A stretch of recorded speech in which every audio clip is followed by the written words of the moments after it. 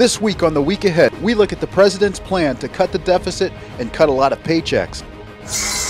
Plus, we analyze a recent House floor speech from former Speaker Nancy Pelosi on job creation.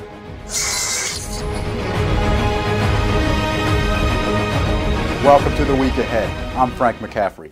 The president has announced a new deficit reduction plan with his balanced approach.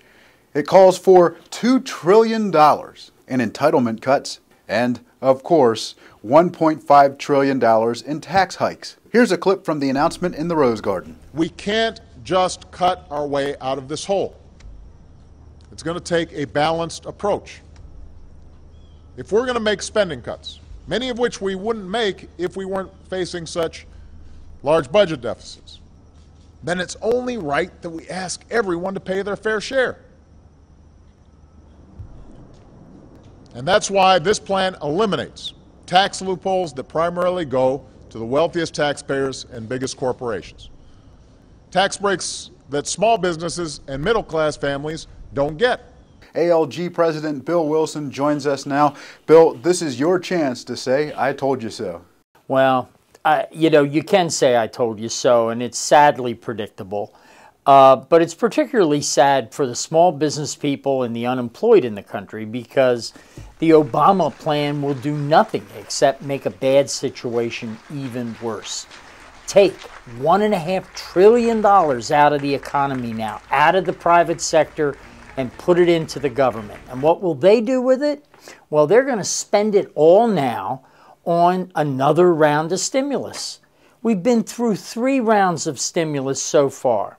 We've seen our national debt go up by more than 50%. It's now equal to the gross national product of the country and rising. And all he can think to do is spend more now, tax more now, and promise cuts sometime off in the future. 10 years, who knows?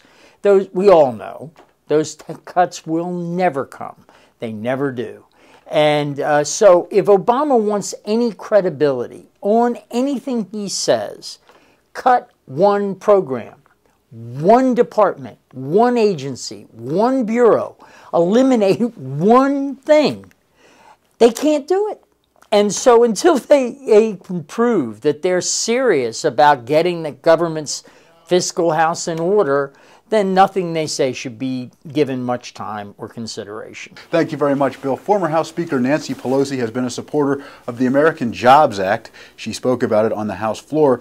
We at Americans for Limited Government took a clip of that speech for analysis. The President has proposed the American Jobs Act. He's called upon us to pass the bill now, and I support that. Pelosi says Obama's much criticized Jobs Act is a good thing, though many would disagree.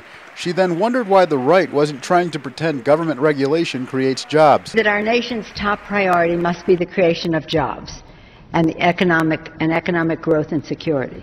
Yet for more than 250 days, the Republican majority in the House has refused to listen to them. The Republicans, have failed to enact a single jobs bill. The purpose of the speech was to gather support against a bill to restrict the National Labor Relations Board. I call upon my colleagues to oppose this legislation, to uphold the value of fairness for our workforce, and to get to work putting the American people back to work by bringing President Obama's bill, the American Jobs Act, to committee and to the floor. Democratic control of the NLRB and attempts to create jobs have failed in the Obama years. Want proof? In an attempt to argue her case, Pelosi admitted this. Last year, American companies created 1.4 million jobs overseas, while raking in enormous profits. We must create these jobs here at home. And for the record, Barack Obama was the President of the United States last year when those jobs went overseas. And last year, Nancy Pelosi was the Speaker of the House. And that's all the time we have for the week ahead. Please join us again next time. For more on these and other topics, visit netrightdaily.com.